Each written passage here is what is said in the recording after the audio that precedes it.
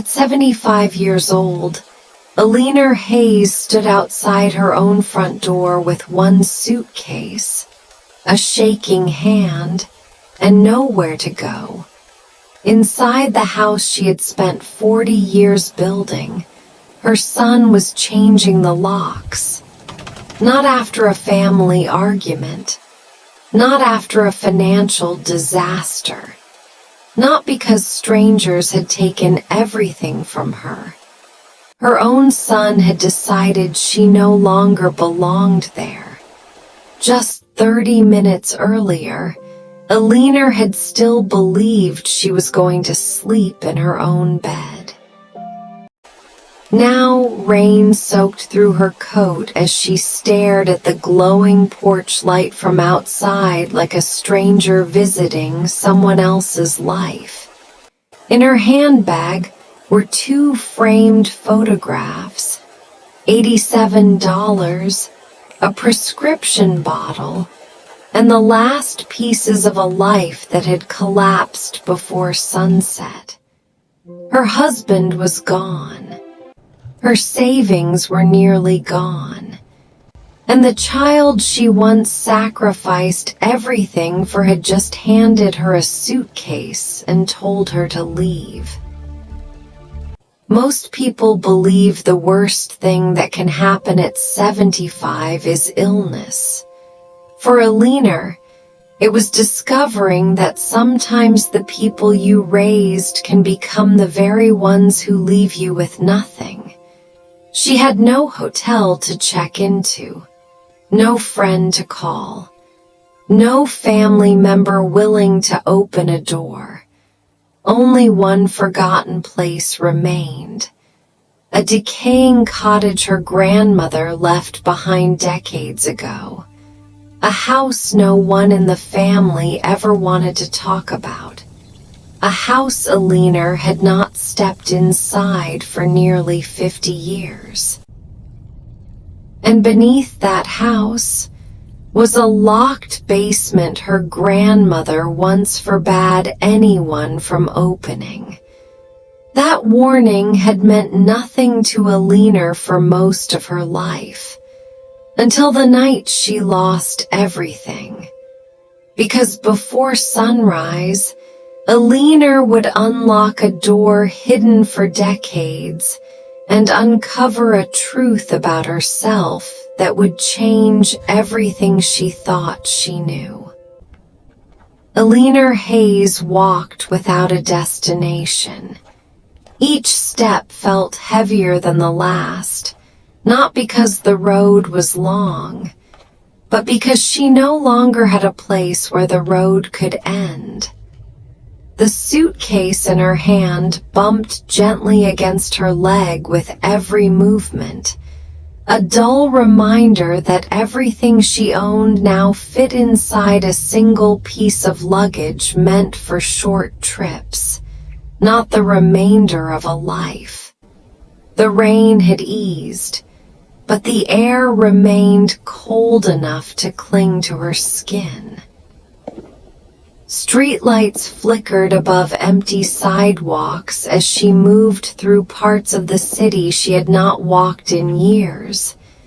There was a time when she knew every corner of these streets. Back when her life had structure. Back when she was still someone's wife. Someone's mother. Someone who believed that years of effort meant security in return. Now, she was neither welcomed nor expected anywhere.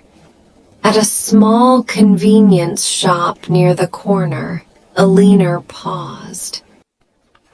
Her fingers trembled slightly as she opened her worn handbag and pulled out a small bank card.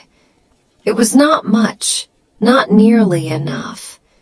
But she had to try. Inside, the cashier barely looked at her as she checked the balance at the machine. Eleanor stared at the number, then she stared again, as if staring longer might change it into something livable. It didn't. The machine made a soft sound, confirming what she already knew. Not enough for a hotel room. Not enough for more than a few nights of survival. She stepped away slowly, placing the card back into her purse with careful hands, as though handling something fragile. Outside, the wind had grown sharper. She continued walking. Time no longer felt measured in hours, only in steps. Eventually, she reached a small motel on the edge of a dimly lit road.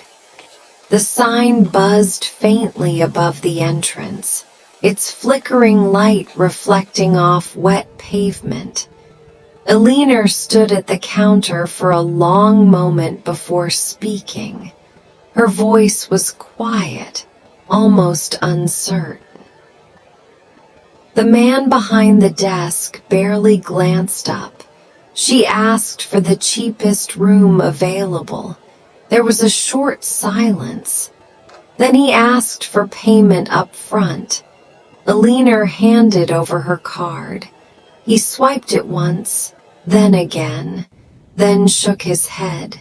Declined. No explanation was needed. She already understood. The room she needed cost more than what was left of her life. The man returned the card without emotion, already turning his attention away as if she had never been there at all. Eleanor stood still for a moment longer, then nodded once and stepped back outside. The door closed behind her with a soft chime. Night had fully settled now. Cold air pressed against her face as she walked away from the lighted building. Her steps slowed near a bus stop shelter a few blocks away. The bench was empty. She lowered herself onto it carefully, placing the suitcase beside her feet. For the first time since leaving her home, she stopped moving. And in the stillness, everything she had been holding together began to weigh down on her. Thomas, her late husband, the thought of him came quietly without warning.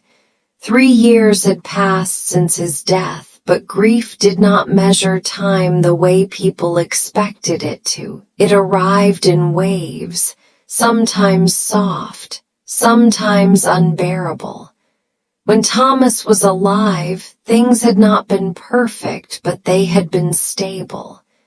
He had been the kind of man who fixed things without making a scene about it.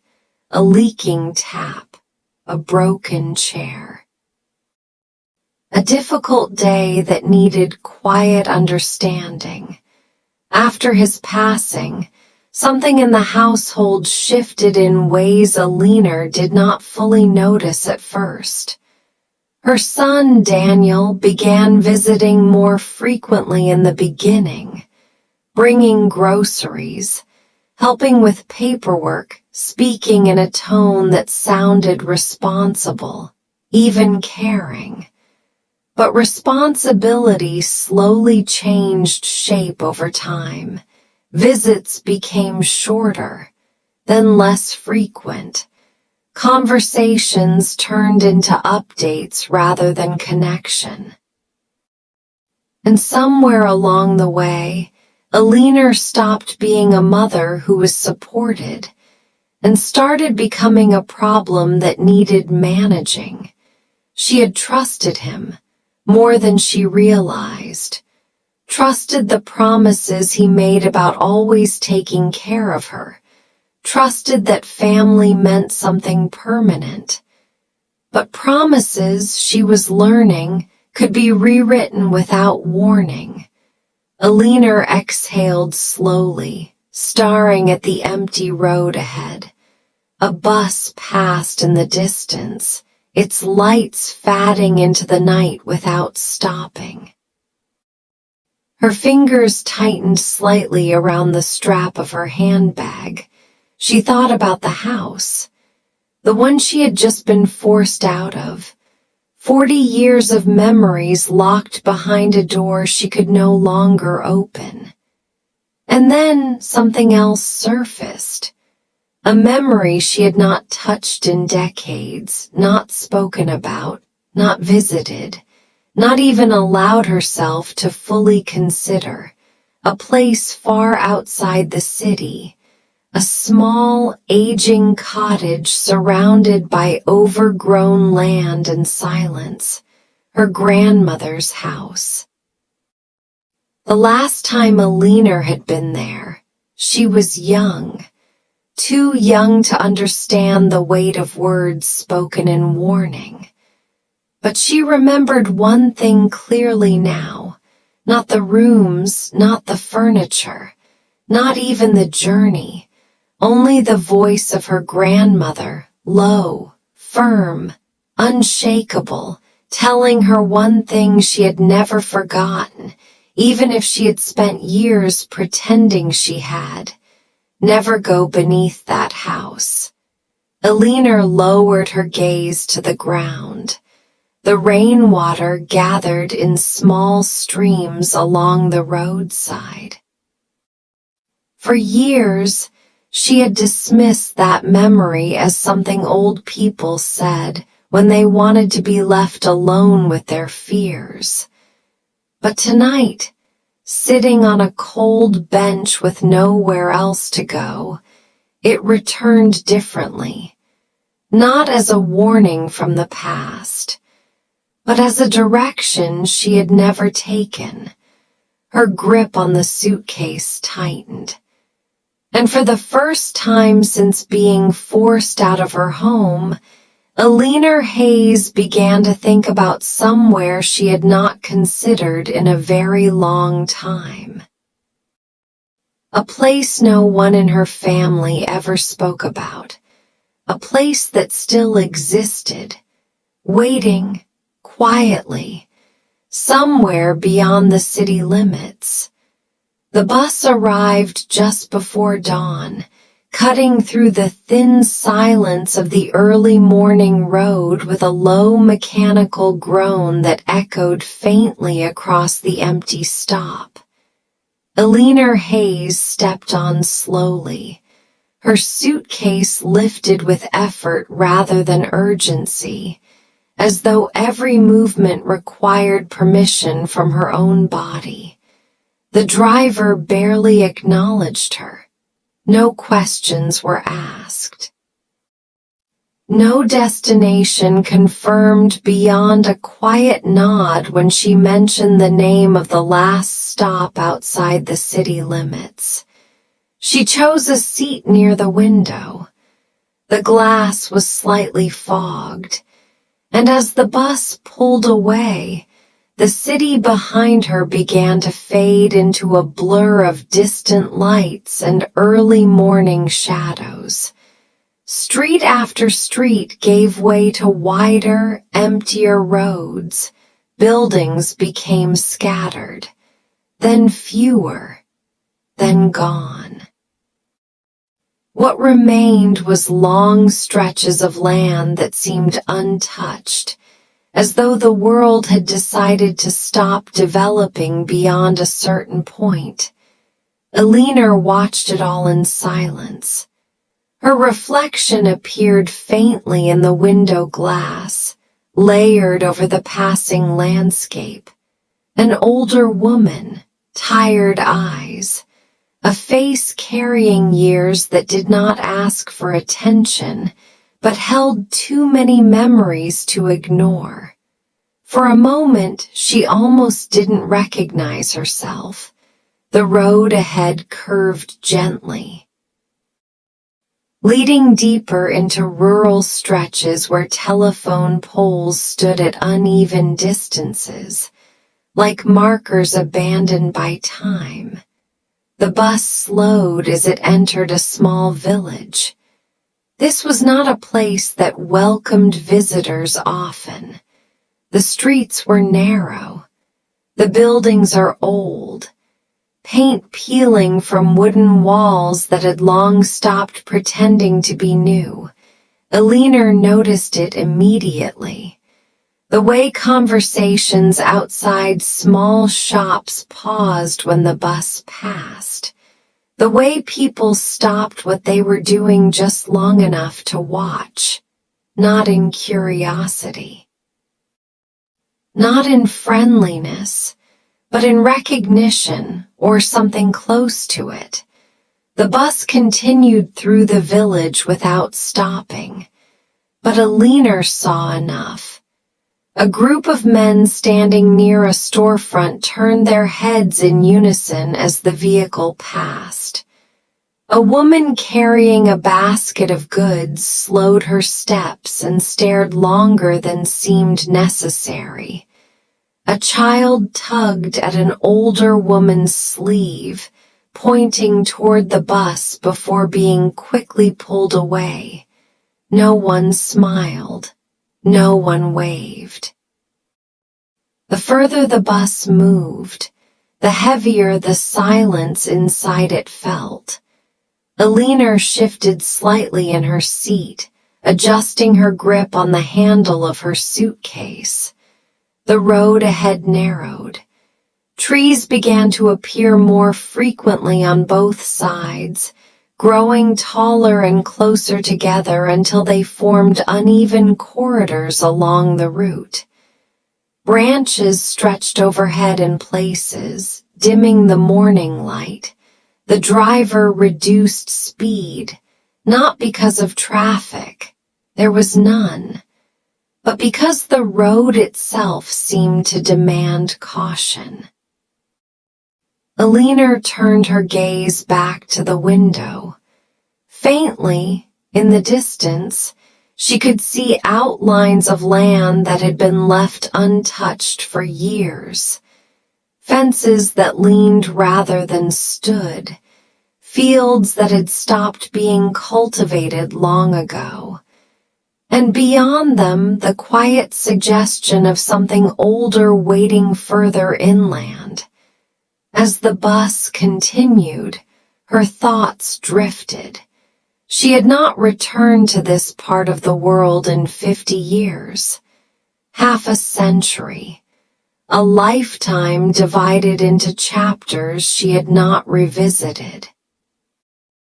Back then, she had been young enough to believe that distance erased the weight of certain memories, especially those connected to her grandmother, a woman who had lived alone on the edge of these lands, a woman spoken about in lower voices by those who lived nearby, not openly feared, but carefully avoided.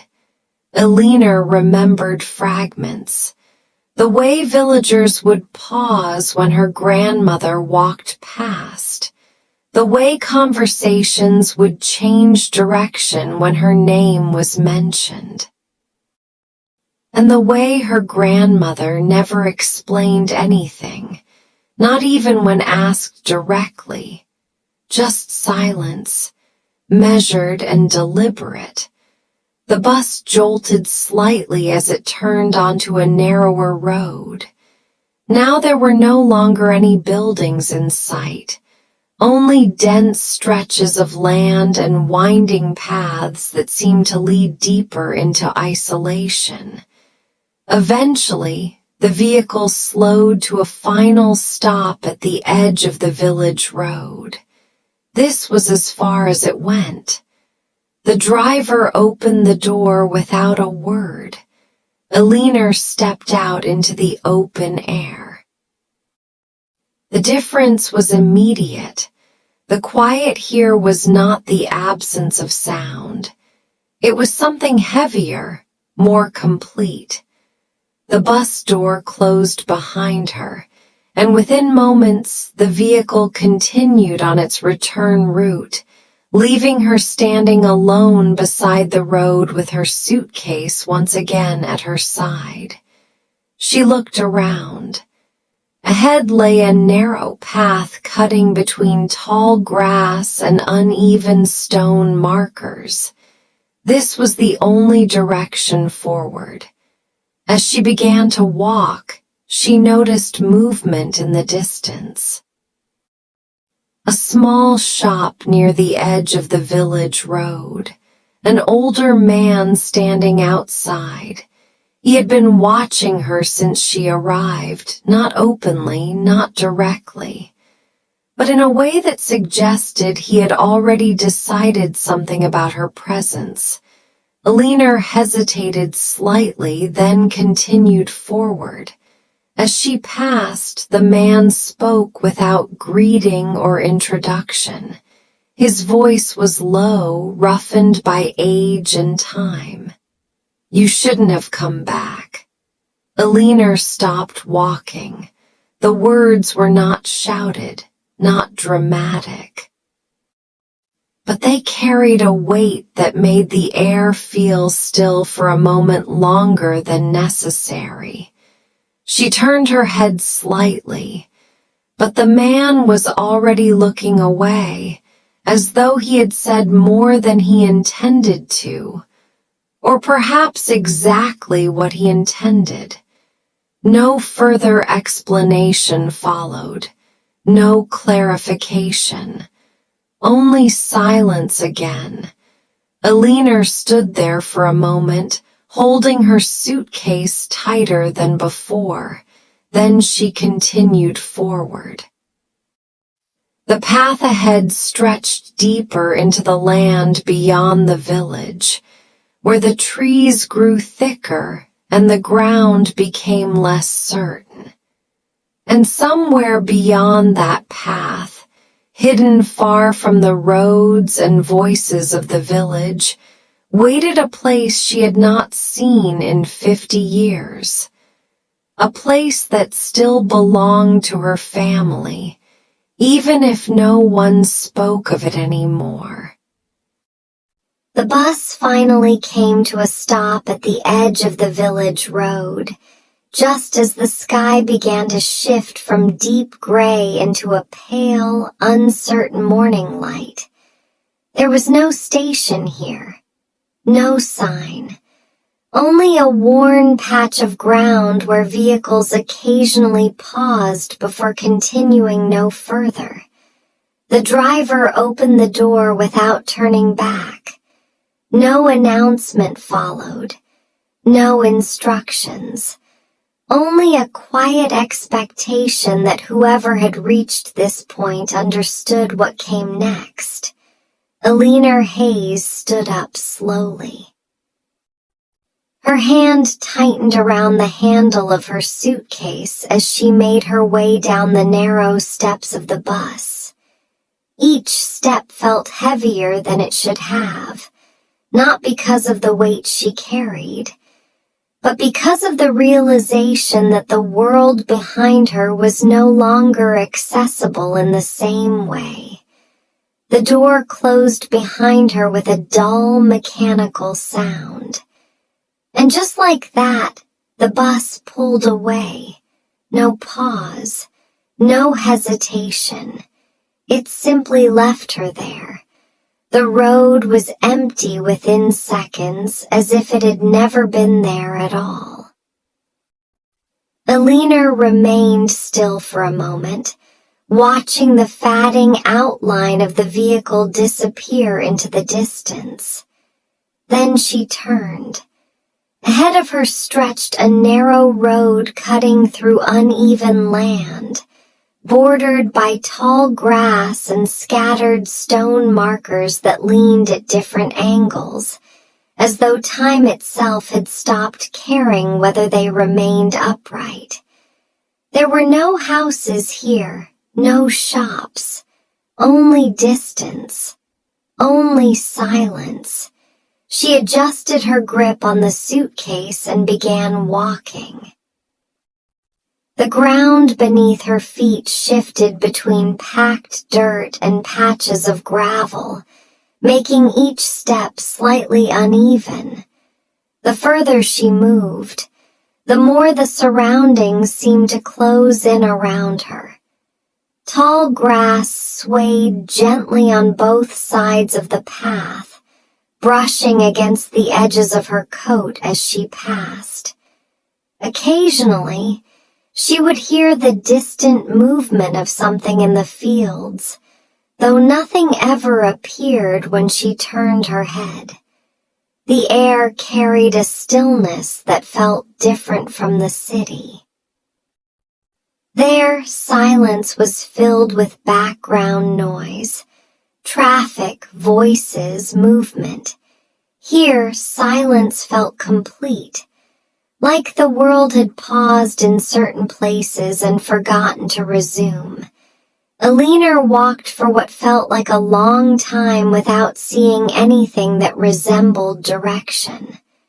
The path curved slightly, then straightened again, then narrowed further until it seemed less like a road and more like a passage created by repeated footsteps over many years.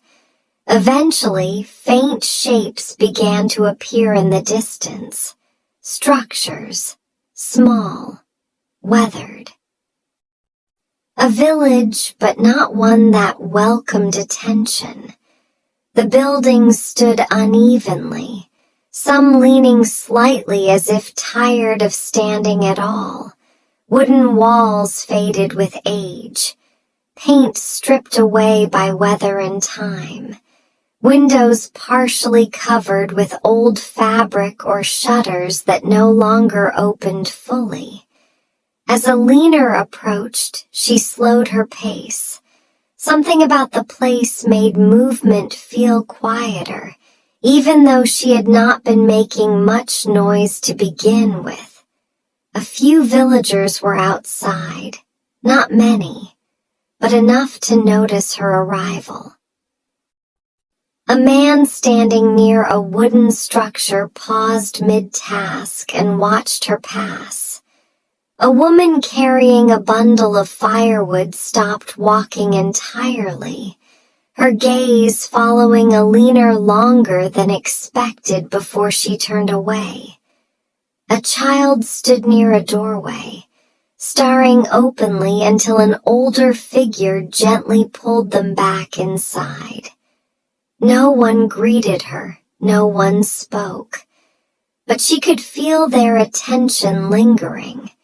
Not curiosity exactly, something more restrained, something shaped by memory rather than surprise. Eleanor continued forward, keeping her gaze ahead. The road through the village was narrow, uneven, and lined with old stone edges that marked boundaries long forgotten by anyone outside the area. She noticed how conversations softened as she passed, how movement slowed, how people seemed aware of her presence in a way that did not require acknowledgement. The village itself felt like a place that had learned to observe more than it spoke. As she walked deeper through it, she became aware of small details she could not ignore. Some doors remained slightly open despite no one entering or leaving. Certain houses had symbols carved faintly into their wooden frames, worn down by time but still visible if looked at closely. And above one doorway, a faded marking that resembled a crest she did not recognize. Eleanor hesitated slightly as she passed it, but continued on. At no point did anyone approach her. No questions were asked. But the sense of being watched did not fade. Eventually, she reached the far end of the village. The buildings grew fewer, the road narrowed again, and beyond that there was only open land stretching into a more isolated direction. A thin path branched off from the main route here, less maintained than the rest, almost hidden by overgrowth that had begun to reclaim it. Eleanor stopped at the edge of it. For a moment she simply stood there, looking. The suitcase rested beside her. The wind moved gently through the grass around her feet. This path did not look like it was used often. Not anymore. She studied it quietly. Then from behind her a voice broke the silence, not loud, not forceful, but enough to stop her completely. You shouldn't have come back. Eleanor turned her head slowly. An older man stood near a small structure just off the road. He was not close, but close enough that his words carried clearly. His posture was still. His expression unreadable, not fear, not anger, something more contained, something shaped by knowing more than he was willing to explain. Eleanor opened her mouth slightly, as if to respond, but no words came. For a moment, neither of them moved. Then the man looked away, not in dismissal, more like he had already said too much, and would not say more. The silence returned immediately. He did not repeat himself. He did not offer explanation. He simply remained where he was, no longer acknowledging her presence. Eleanor stood there for a moment longer, the weight of his words settling quietly in her thoughts. Then she turned back toward the path ahead. The narrow trail leading away from the village disappeared between tall grass and uneven ground, gradually becoming less defined the further it stretched into the distance. She tightened her grip on the suitcase handle and began walking again, each step taking her further from the village, further from what little familiarity remained, and closer to a place that had been left untouched for far too long. The path finally widened again as Eleanor Hayes stepped out of the village and into a quieter stretch of land where the wind seemed to move more freely without interruption from buildings or people. The ground here was uneven, marked by old tire tracks and patches of grass that had reclaimed sections of what might once have been a proper road. Her breathing had steadied by now, but her thoughts remained unsettled, still carrying the weight of the words spoken back in the village. You shouldn't have come back. Phrase repeated itself in her mind, not as sound but as presence. She did not fully understand why it stayed with her in that way, only that it did.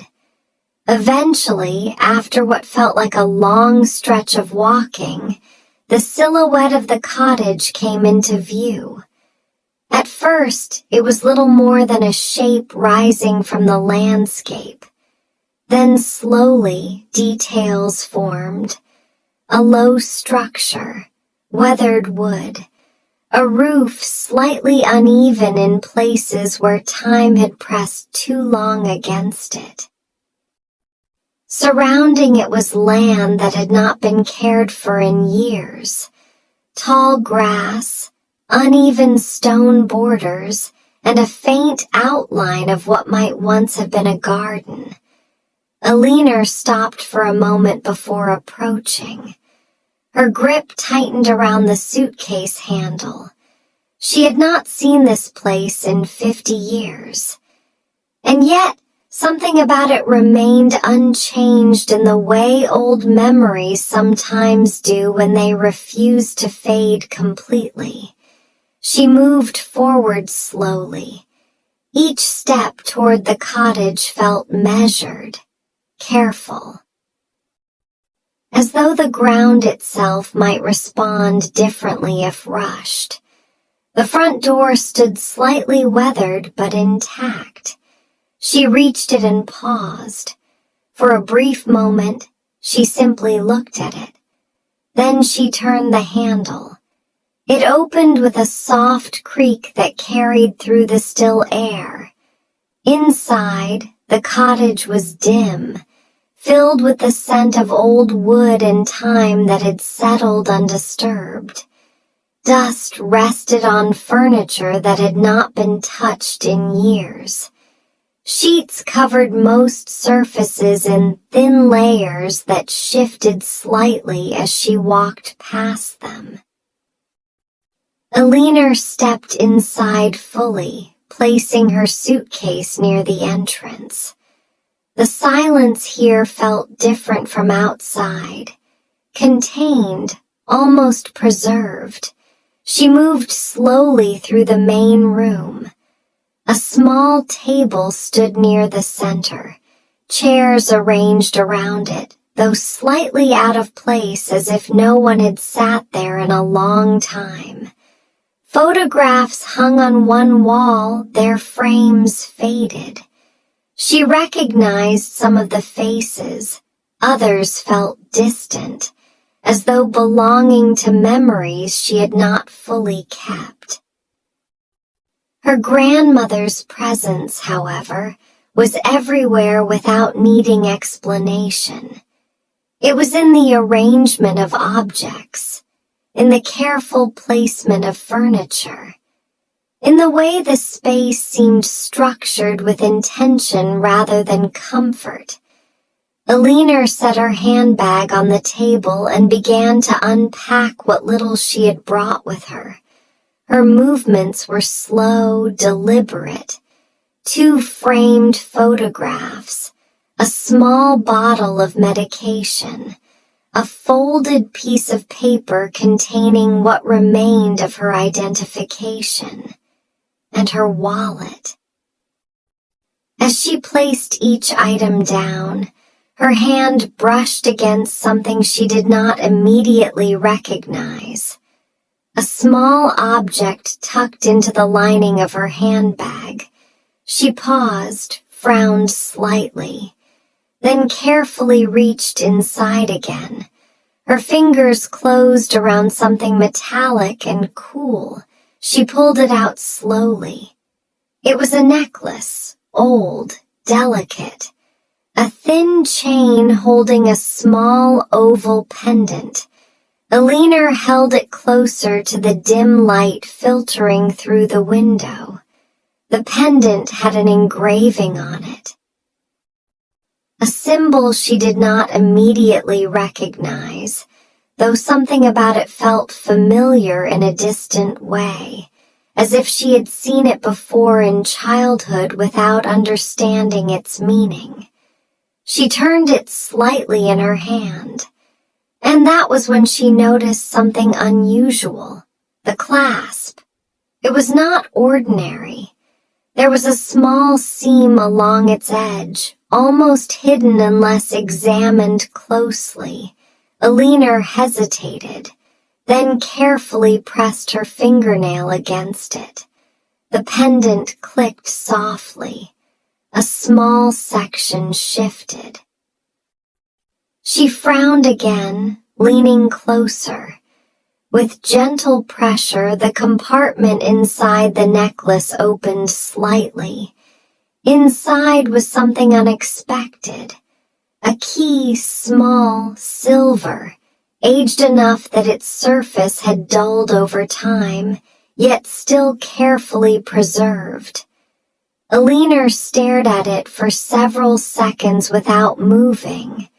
The key rested in her palm, heavier than its size should have suggested.